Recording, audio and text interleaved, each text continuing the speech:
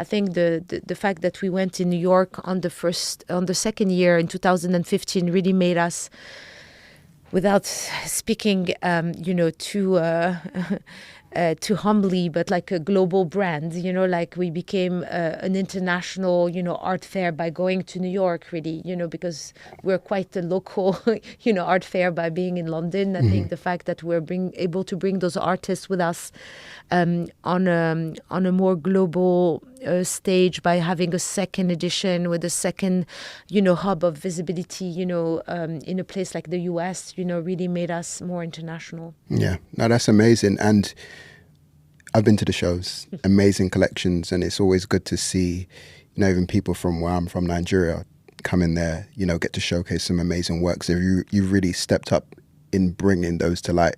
What has the art world, gotten wrong about the works of African artists, where you said, I'm going to come in and showcase the amazing pieces that I've seen around, the continent? I think the first mistake I think that we had to really work on in changing this perception is when you were talking about contemporary African art. I think the world was thinking, of anthropology, like maybe the craft, the mask, the what they called at the time tribal art, like even those terms don't exist anymore. But when I started, they were still used, by institutions. And I think for most collectors, maybe not the curators, because they were definitely more in the scene, but for most collectors, they were associating, with this very narrow-minded perception of African art, with traditional art, classical art. And I think they couldn't understand or conceptualize that we're talking about contemporary art. So it gave them a very narrow view. Even when, they thought there was an African art fair, in London, they really thought about, they were going to see masks and objects. And I think this very, narrow view was one of the problems. The second problem was having an idea of a one Africa, one aesthetic, that, as you say, you're from Nigeria, you were excited. It's a whole different vibe, from everybody else. Artists and like seeing the Nigerian galleries representing your artists, etc. I think a lot of people, when I was starting to talk about the project, about what we're doing, even in their conversation, they were like, yes, I've been to Africa. I was like, where? For them, it was a very... Everything is in one, yeah. Yeah, and they thought that, the aesthetic of Nigeria would be the same as Morocco. And I think this was also a very important shift in perception. When they came to the fair, they went back with a very different perception of what, contemporary African art meant. But I think, unfortunately, I'm always surprised that there's still people who've never been to 154, based in London or in New York or, even in Marrakesh. And they still has this conception of at least, traditional art, which, to be honest, has inspired a lot of Western artists as well. Yeah. But it's such a bigger segment, but this has been I want to say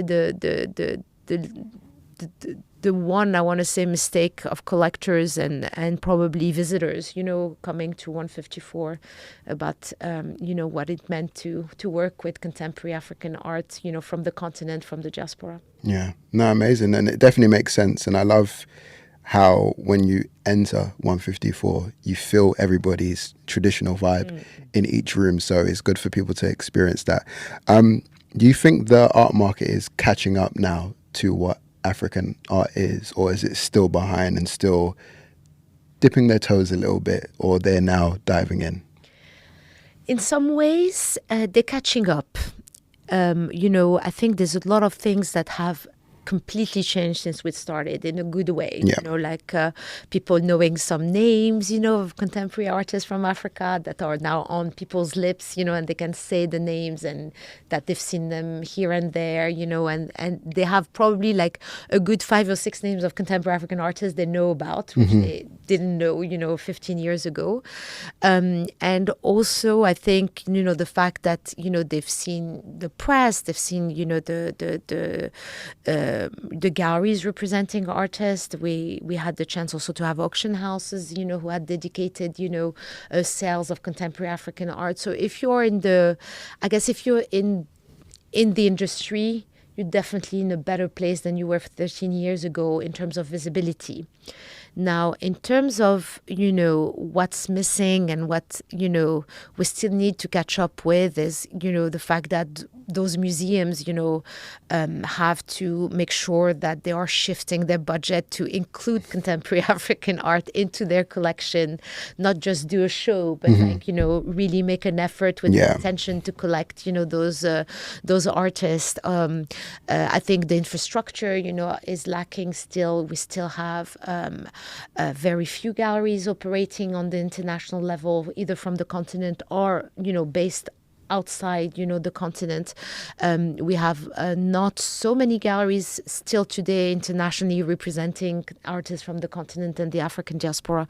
So in many ways, those sales still represent a very tiny part of the market, as much as it is a huge difference than 14 years ago. If you take the total amount of sales, and I would say public sales, so from the auctions, I was reading the market report, from Art Basel, that is one of the reference. They have this beautiful graph at the end, of all the sales, and where the biggest sales are happening, and like by region, by country, etc. And we're very excited about the UK being the second place where those big sales are happening. But Africa doesn't even figure as a percentage, in this report, So when you see that, you're thinking the journey is still very long, because obviously we know the I want to say the size of the continent, and therefore the size of talent, that we just even us scratching, when we do 154. So that it doesn't reflect properly, in this market report, shows how much work we still have to do. Yeah. You talk about infrastructure, ecosystems, and even that small percentage, what do we need to do to get there to make it more dominant? What's the ecosystem in your brain and in your mind? What does that look like? If we even want to replicate, even though I'm not a big fan of wanting to replicate all the models, because if we would, I wouldn't have, done 154, it wouldn't have existed. But I think if you take the Western ecosystem of the world, of art, for example. And if you go in every country in the West, Western Europe or the US, even Asia, you would find, all those big countries with at least, I want to say hundreds of galleries. In the US, they have more museums than you can count. You have the big public museum, you have the private museum, private foundation, private institutions, museum, university museums, the numbers of museums they have by the square meter is crazy. So I think auction houses also, you have the big ones, but you have smaller ones that, also help with creating a value for the secondary market, which is really important, even if I deal with the primary market. But you do have all those numbers of curators, numbers of, residency program that exists for artists. I want to say scholarships maybe that you have for artists to go study abroad or locally, or programs, art programs locally. So I think the number one fact, definitely local collectors, because that's something that will not be sustainable if Africans don't collect African art, So I think this is pretty much a segment that needs to grow the fastest. So the livelihood of those artists are, kind of sustainable. And then you definitely need, some infrastructure money to build institutions, so we don't also depend on the institution from the West, because institutions are very important, I want to say, in the journey of an artist in terms of recognition, appreciation, and also reference, for also the archive of the future, So I think it is very important that we also don't reproduce the mistakes that were done in the past, from a historical point, when we talk a lot about restitutions, for example, for the traditional art, a lot of the debates are about, do we have the infrastructure to hold those restitutions, today. And the reality, we should be able to say yes today. Yes, they will be safe, return them or and contemporary art is very different. But I want to say that today, if I want to be fair, 95% of the art we sell are to foreigners, to international collectors, so we might have the same problem go fast forward 20 years ago when the big pieces of all those important artists will be abroad and not on the continent, when people with wealthy pockets in Africa could have bought them as well, but they didn't. You know? So it is where we need to make sure that, it is more the sustainability of it that I'm more interested in than the fast success of it. Because it is important that all those things, grow in parallel. And I think, you think about an artist to be able to survive in this world and to be able to also practice only his art and like with some kind of like I want to say a peaceful mind, he can be like creative.